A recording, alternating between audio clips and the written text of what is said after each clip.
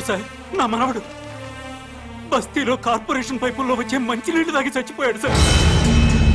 అవి ఇలాంటి మంచినీళ్లు కావు సార్, డ్రైనేజీ వాటర్ కలిసిన మంచినీళ్లు.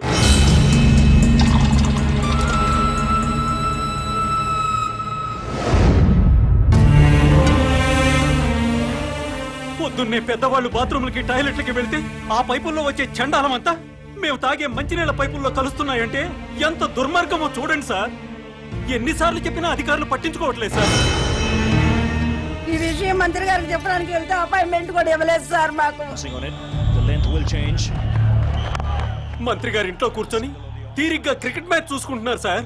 కనీసం మంత్రి గారు ఫోన్ లో అయినా దొరుకుతారేమోనని ఫోన్ చేశాం సార్. మంత్రి గారు ఢిల్లీ క్యాంప్కి వెళ్ళారండి, వారం రోజుల తర్వాత వస్తారు. మంత్రి గారి ఫోన్ ఎత్తి మంత్రి గారు ఢిల్లీ వెళ్ళారని చెప్పారు సార్.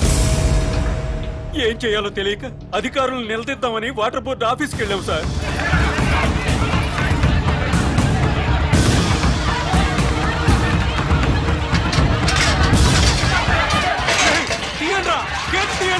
గొడవ చేయొద్దు, మర్యాదగా వెళ్ళిపోండి.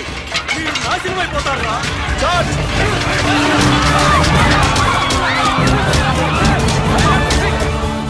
చనిపోయిన పిల్లాడు శవాన్ని కూడా కొట్టారు సార్.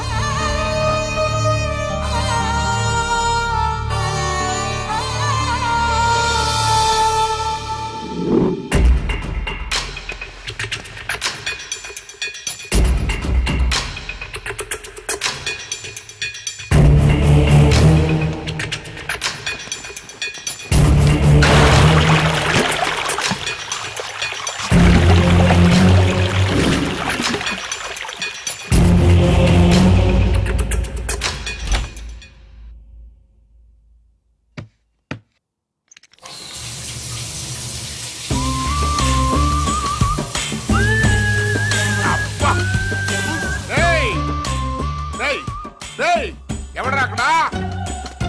ఈ బాత్రూమ్ లో నీళ్ళేంట్రా? అబ్బా వాసన వచ్చేస్తున్నాయి. ట్యాంక్ చెక్ చేయండి రా.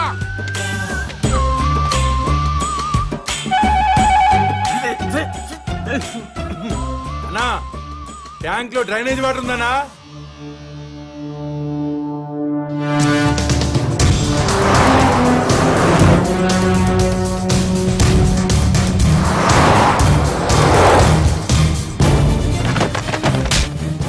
మంత్రి గారి వాటర్ ట్యాంక్ లో డ్రైనేజ్ కలుస్తుంటే చెక్ చేసుకోవద్దురా.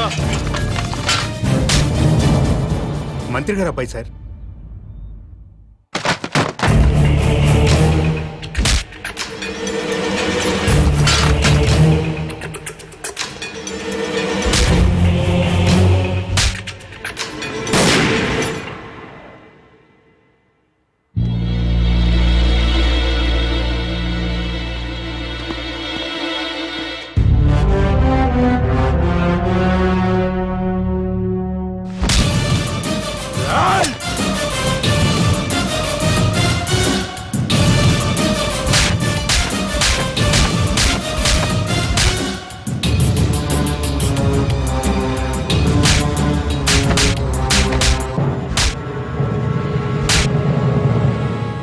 రెండు నిమిషాల్లో నీ బాబు ఇక్కడ ఉండాలి.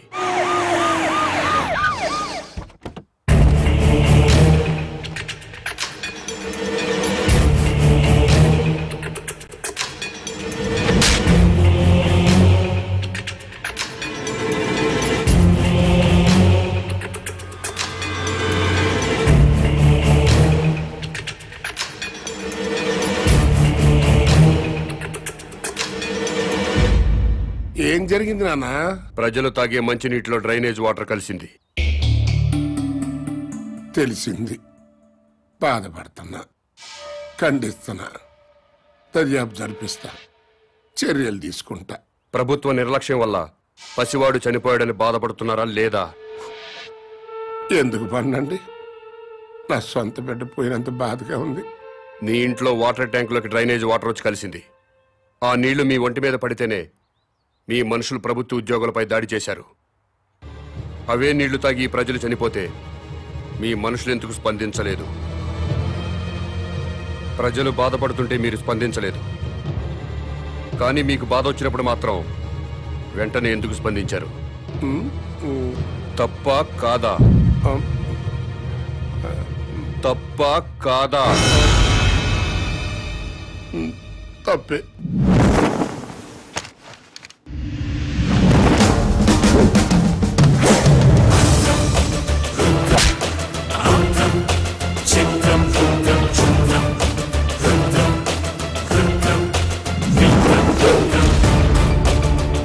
బిడ్డ చనిపోయాడన్న బాధతో ప్రజలు దాడి చేయబోతే వాళ్ళను లాఠీలతో కొట్టి కుక్కల్లా తరిమారు. తప్పులేదు, లా అండ్ ఆర్డర్ మెయింటైన్ చేయాల్సిందే. మరి మంత్రి గారి కొడుకు వాళ్ళ మనుషులు దాడి చేస్తుంటే ఎందుకు మీరు లాఠీ చార్జ్ చేయలేదు? తప్పా కాదా? తప్పా కాదా? తప్పే సార్. బట్ మేము డ్యూటీ ప్రజల కోసం చేయట్లేదు, ఎమ్మెల్యేల కోసం, మంత్రుల కోసం చేస్తున్నాం. వాళ్ళు ఏం చెప్తే అదే చేస్తున్నాం. ఎందుకంటే వాళ్ళకి నచ్చిన పోలీసుల్ని వాళ్ళ నియోజకవర్గం స్టేషన్స్ కి ట్రాన్స్ఫర్ చేయించుకుంటారు. అందుకే వాళ్ళు ఏ వెధవ పనులు చేయమన్నా సిగ్గుపడకుండా చేస్తున్నాం. మమ్మల్ని కూడా చెప్పుతో కొడతారో ఉమ్మేస్తారో మీ ఇష్టం. ఎవడో అధికారంలోకి వస్తే వాడు పోలీసులతో ఫుట్బాల్ ఆడుకోవడం తప్పా కాదా? తప్పే. మీరు పదవుల్లోకి వచ్చింది ప్రజల మీద బతకడానికా, ప్రజల కోసం బతకడానికా? ప్రజల కోసమే. అంటే ప్రజల్లా బతకాలి. అవునండి. ప్రజల్లాగా ప్రజలతోనే బతకాలనుకుంటే ప్రజలు సంతోషంగా ఉన్నప్పుడే మీరు సంతోషంగా ఉండాలి. అవునండి. ప్రజలు ఏడుస్తున్నప్పుడు మీరు ఏడవాలి. అవునండి. ప్రజలు ఏం తిని బతుకుతున్నారో అదే మీరు తిని బతకాలి. అవునండి. ప్రజలు డ్రైనేజీ వాటర్ తాగితే అవి మీరు తాగాలి. అది ఎట్టకుదు. రండి, ప్రజల్లా బతుకుదురు గాని.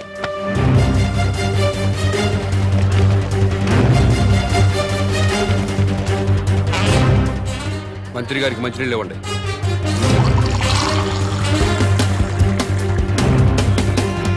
తాగు. నేను తాగలేదు, నువ్వు తాగలేవా? తాగు తాగు. రోజు మేము తాగేది అయ్యే. తాగు తాగు.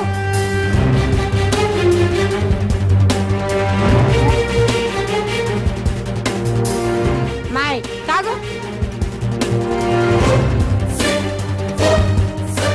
తాగమంటే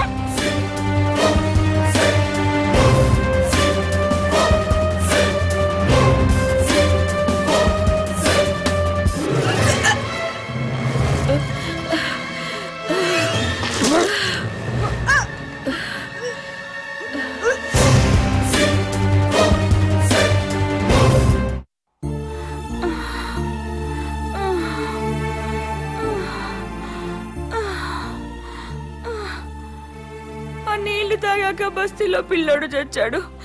అమ్మా, నేను చేస్తానేమోనండి. ఏం లేదులేవే, మోషన్స్ ఎక్కువయ్యి ఒంటో నీరంతా పోయింది, అందుకే ఆ నీరసం. సెలైన్ ఎక్కిస్తున్నారు కదా, ఏం కాదులే.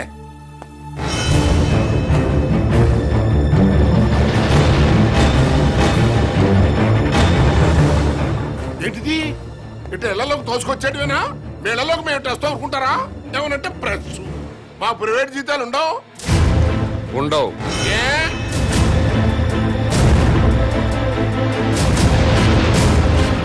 ప్రజాసేవ చేయడానికి రాజకీయాల్లోకి వచ్చినోడికి ప్రైవేట్ లైఫ్ ఉండదు, అంతా పబ్లిక్ లైఫే.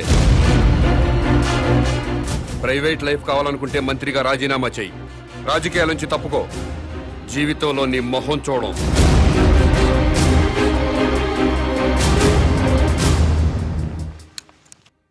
రాని రాని, ఆపు ఆపు ఆపు ఆపు.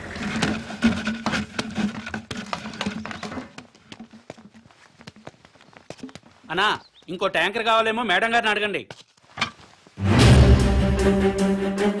ఎవరిని మేడం గారు అంటున్నావు?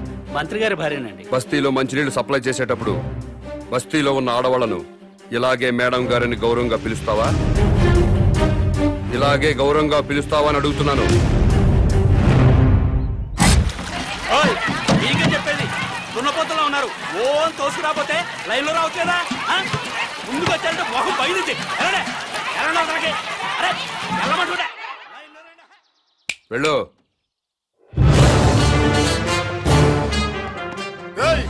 ఏం పని అది? ట్యాంకర్ పంపించామంటే మేము మంచిగా కాక్కర్లేదా? ప్రజల్లా బతకండి. ఆహా, అది ఎలాగో తమరే సెలవే ఉండే. బస్తీకి వెళ్ళండి, ట్యాంకర్లు వస్తాయి.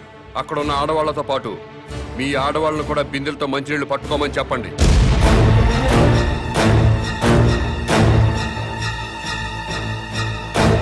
నేను మంత్రి గారి భార్యనండి. బస్తీ ఆడవాళ్ళతో కలిసి మంచిళ్ళ కోసం బిందె పట్టుకొని క్యూలో నిలబడాలా? లేబర్ కి మనకి తేడా లేదా డాడీ? వాళ్ళు ప్రజలమ్మా, ఆ మాట వాళ్ళని అనలేం కదా. ఎందుకు అనకూడదు? వాళ్ళేమైనా మన ఊరికే ఓట్లు వేశారా? కోట్ల రూపాయలు కుమ్మరించాం.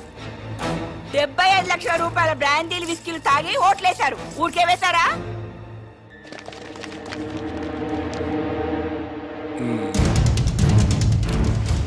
ఆ మాట నాకు అనాలనే ఉంది, కానీ పబ్లిక్ లో అనలేం కదా. అంటే ఏమవుతుంది డాడీ? పదవి పోతుంది అంతేగా? పోనివ్వండి, మేం మాత్రం బిందెలు పట్టుకుని క్యూలో నుంచోం. సరే, నాకు తప్పేదే ఉంది. మీ తరఫున బిందెలు పట్టుకుని క్యూలో నేనే నిల్చుంటా.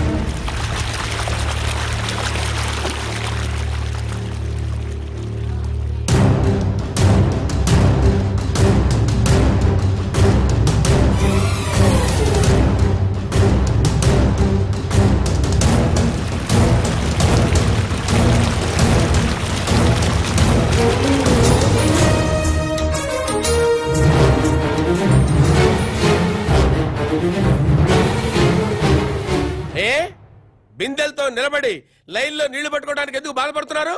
అధికారంలో ఉన్న వాళ్ళ భార్యలు ప్రజల కంటే గొప్పోళ్ళా? బిందెలతో నీళ్లు పట్టుకోలేరా? ఈ ఒక్క మంత్రి గారి భార్య కాదు, అందరు మంత్రుల భార్యలు ఇలాగే లైన్లో నిలబడి బిందెలతో నీళ్లు పట్టుకోవాలి.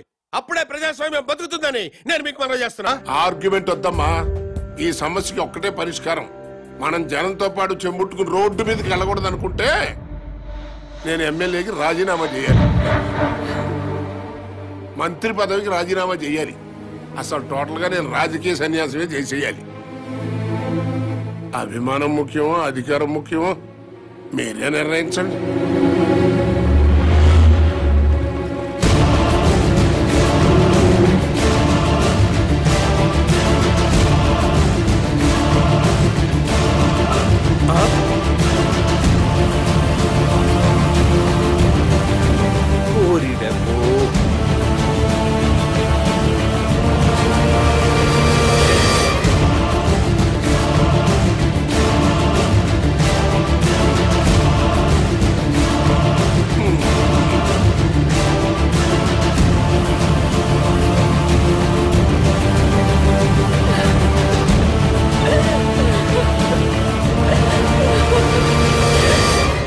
మంత్రి గారు,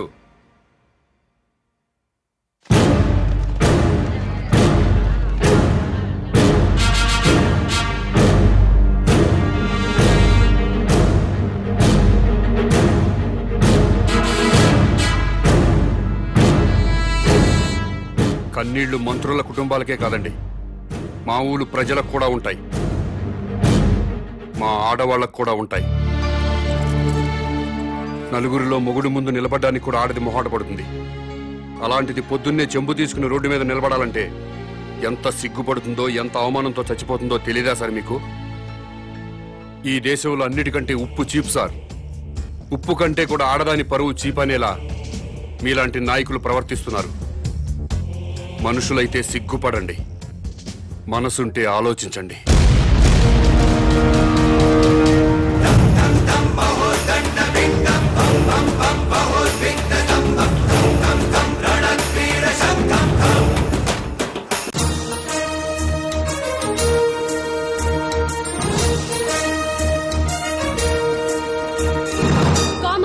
ప్రతిపక్ష నాయకుడు విరుచుకుపడ్డారు. మంత్రి గారి కుటుంబాన్ని అవమానించడం అమానుషమంటూ నిప్పులు చెరిగారు. ప్రతిపక్ష నాయకుడి మాటల్ని లైవ్ లో చూద్దాం. అవునండి, మంత్రి తప్పు చేస్తారు, మీ ఇష్టం వచ్చినట్టు ప్రవర్తిస్తారా?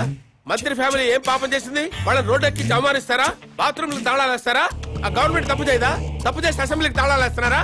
సెక్రటరీ తాళాలు వేస్తారా? అలా మాట్లాడితే కుదరదు. కామన్ మ్యాన్ ని లైన్ లోకి వచ్చి మాట్లాడమనండి.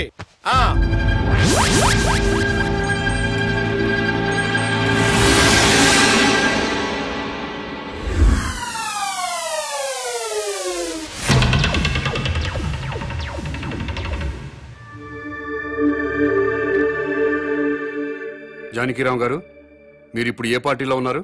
మాతృదేశం పార్టీలో అండి. ఎలక్షన్ టైంలో ఈ పార్టీని వదిలి ఇంకో పార్టీలోకి వెళ్ళినట్టున్నారు. అవునండి. ఏ పార్టీ సార్ అది? స్టార్ పార్టీలోకి జంప్ అయ్యాను సార్. దేనికి మారారు సార్? ఆ పార్టీ అధినేతకి ప్రజాబలం ఉంది, యూత్ బలం ఉంది, కొత్త పార్టీ. పైగా నేను సీనియర్ మోస్ట్ మెంబర్ ని, మినిస్టర్ కొట్టే అవకాశం కూడా ఉంది.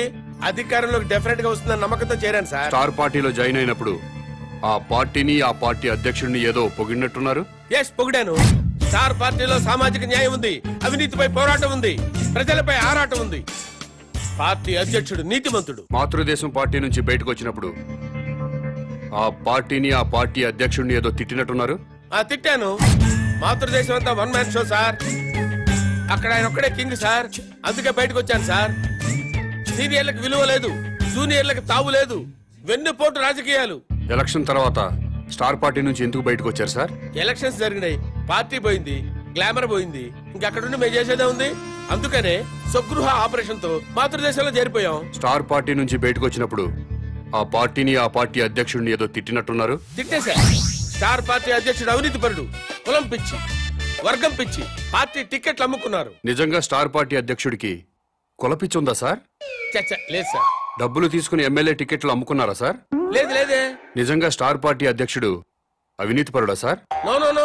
మరి ఎందుకు సార్ స్టార్ పార్టీని పార్టీ అధ్యక్షుడిని విమర్శించారు? మరి తిట్టకపోతే బయటికి ఎలా వస్తాను సార్? మళ్ళీ మాతృదేశం పార్టీలో జాయిన్ అయినప్పుడు ఆ పార్టీని ఏమని పొగిడారు సార్? మాతృదేశం పార్టీ నాకు రాజకీయ జన్మనిచ్చిన పార్టీ. ఆ పార్టీలో చేరితే మా అమ్మ కౌగిల్లో చేరినట్టుంటుంది, తిరిగి నా పుట్టింటికి వచ్చినట్టుంది. ఆ పార్టీ కోసం నా ప్రాణాలు ఇస్తా, ఆ పార్టీ కోసం రక్తం దారపోస్తా. మీరు ఇప్పటికే స్టేట్ లో ఉన్న అన్ని పార్టీలు మారారు.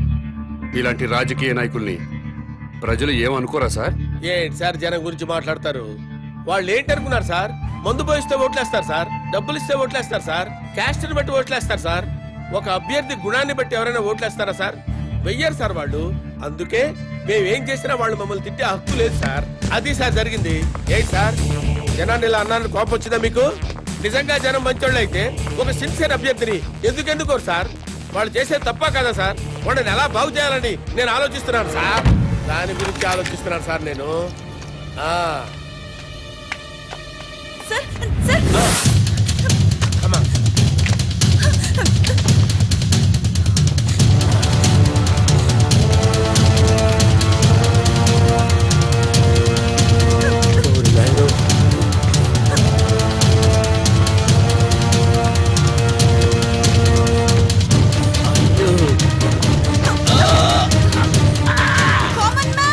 ఇతను పారిపోతున్నాడు, రండి.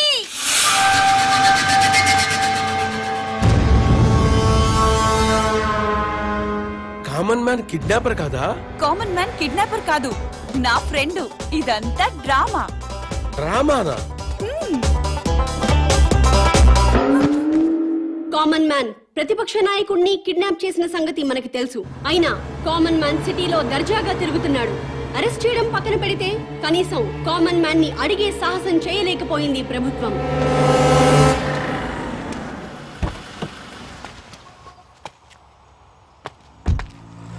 నమస్తే సార్. నమస్తే. నేను గవర్నర్ గారి పిఏనండి. గవర్నర్ గారు మీతో మాట్లాడుతూ ఉన్నారు. హలో సార్, ఒక్క నిమిషం మాట్లాడండి సార్.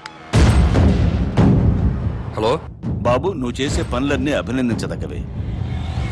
కానీ మంత్రుల్ని కొట్టడాలు, ప్రతిపక్ష నాయకుడిని కిడ్నాప్ చేయటం చట్టవ్యతిరేక చర్య.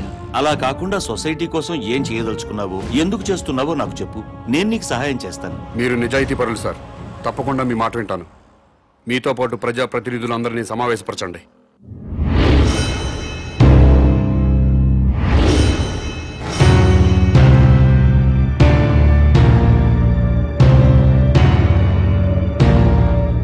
నీకేం కావాలి? నాకేం అక్కర్లేదు. మరెవరికి కావాలి? రాజకీయాల్లో సిస్టమ్ ఉండాలి. ఎలాంటి సిస్టమ్? భక్తుల కోసం తిరుపతి కొండపై ఉన్న సిస్టమ్. నువ్వు తాగుబోతువా, తిరుగుబోతువా, రౌడీవా, గోండావా అన్నది మాకు అనవసరం. తిరుపతి కొండపైకి ఎక్కాలంటే మాత్రం భక్తుడిగా మారాలి. కొండపై ఉన్నంతసేపు తాక్కూడదు, తిరగకూడదు. ఎలాంటి తప్పుడు పనులు చేయకుండా భక్తితో ఉంటూ భక్తుడిలాగా కొండ దిగిపోవాలి. కొండ దిగాక మీ ఇష్టం.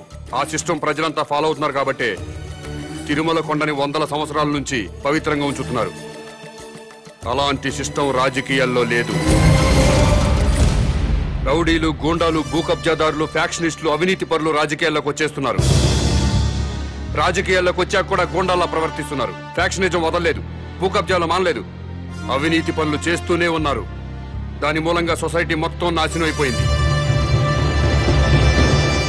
డబ్బులు పెట్టుబడి పెట్టాల్సిన వ్యాపారంలో కానీ రాజకీయాల్లో కాదండి. ప్రజాసేవ చేయడానికి డబ్బులు ఖర్చు పెట్టుకుని ఓట్లు కొనాలండి, ప్రజలతో బ్రాందీలు విస్కీలు తాగించాలండి. ఎలక్షన్లో డబ్బు సారా ఖర్చు పెట్టకుండా నిజాయితీగా కేవలం ప్రజల ప్రేమతో గెలిచి ఎమ్మెల్యే అయిన వాళ్ళ పేర్లు ముచ్చటగా 3 పేర్లు చెప్పగలరా?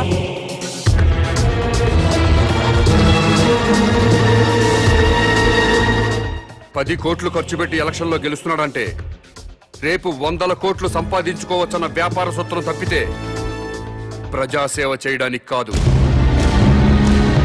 అందుకే రాజకీయాల్లో సిస్టమ్ ఉండాలి. ఎలాంటి సిస్టమ్ ఉంటే రాజకీయాలు బాగుపడతాయో నువ్వే చెప్పు. ఎలక్షన్లో ఎమ్మెల్యేగాను ఎంపీగాను నిలబడ్డవాడు ఎలక్షన్ కమిషన్ ఆధ్వర్యంలో రాష్ట్ర రాజధానిలోనే ఉండాలి.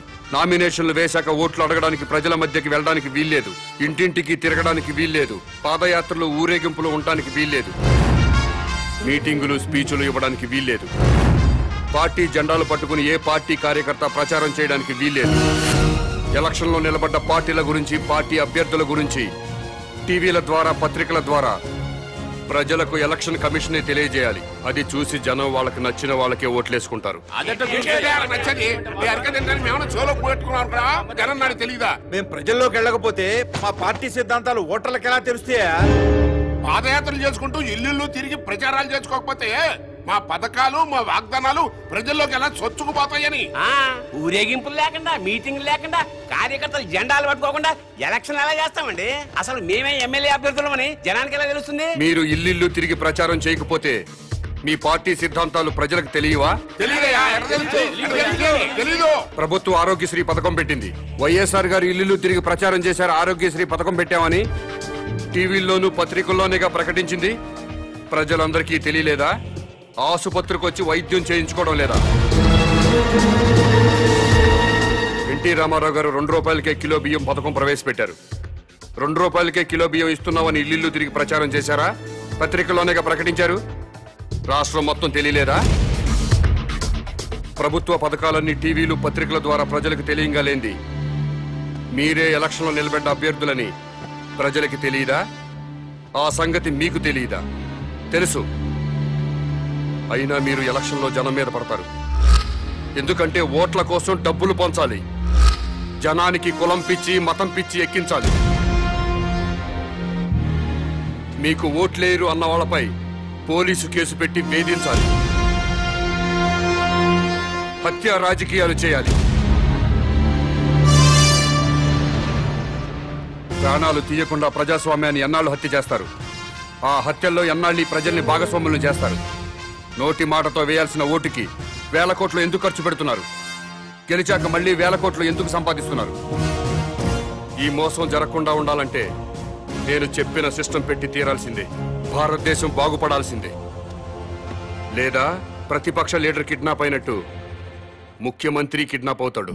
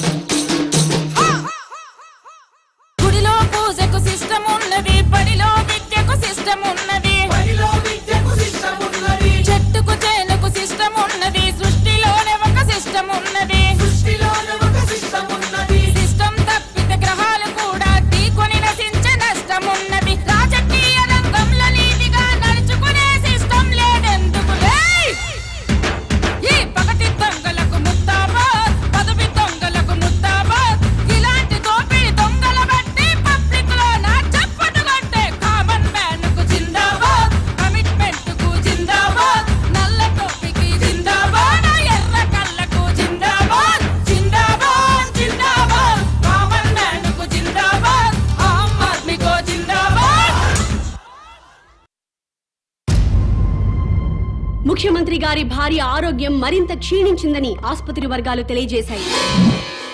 ఆక్సిజన్ తో ఊపిరి తీసుకుంటున్న ముఖ్యమంత్రి సతీమణి కోమాలోకి వెళ్లే ప్రమాదం ఉందని డాక్టర్లు చెప్తున్నారు.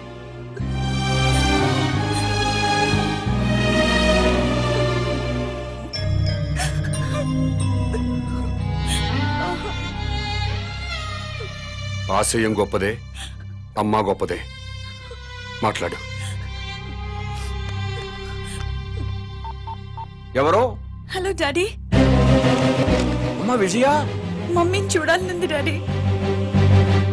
నన్నెవరూ కిడ్నాప్ చేయలేదు డాడీ. కామన్ మ్యాన్ నా ఫ్రెండే. కామన్ మ్యాన్ అసలు పేరు మహేష్ డాడీ. తన కాలేజ్ లెక్చరర్. అతని భార్య నా ఫ్రెండ్ డాడీ. మహేష్ కుటుంబానికి మీ రాజకీయ నాయకులే వాళ్ళ స్వార్థం కోసం అన్యాయం చేశారు డాడీ. ముఖ్యమంత్రి వెంకటేశ్వరరావు గారు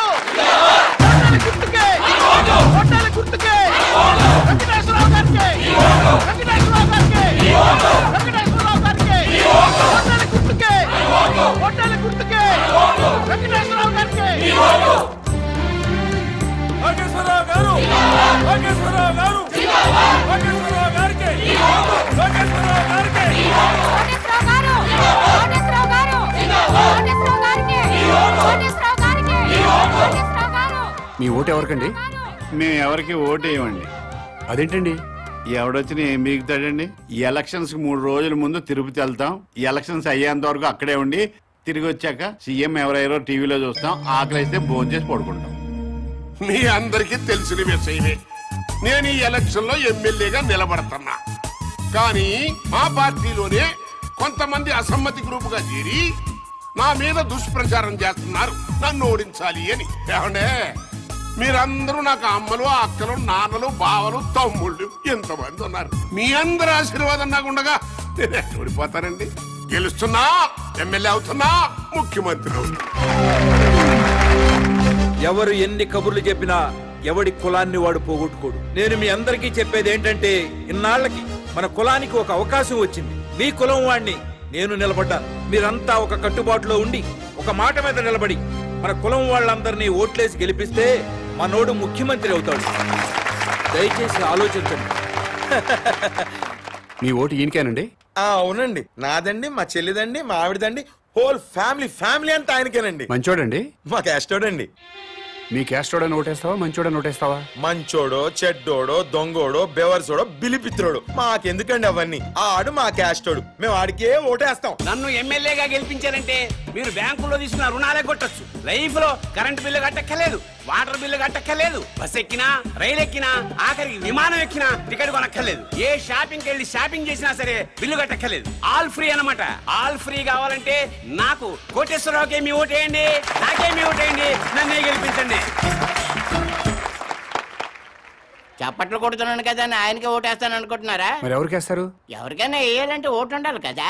అదేంటి, మీకు ఓట్లేదా? రాయించుకుంటేనే కదా ఓటు ఉండడానికి. అదేంటండి?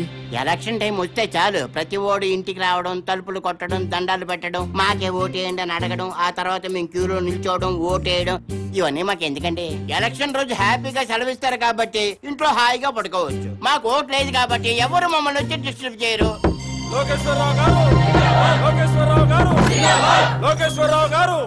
నమస్తే అండి.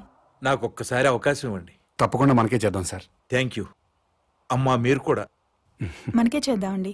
థ్యాంక్స్ అమ్మా. లోకేశ్వరరావు గారికి, లోకేశ్వరరావు గారికి, లోకేశ్వరరావు గారికి,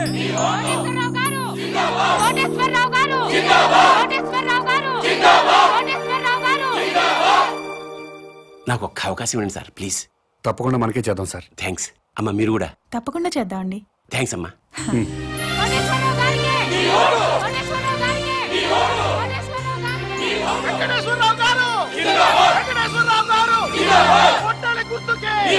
నమస్కారం అండి.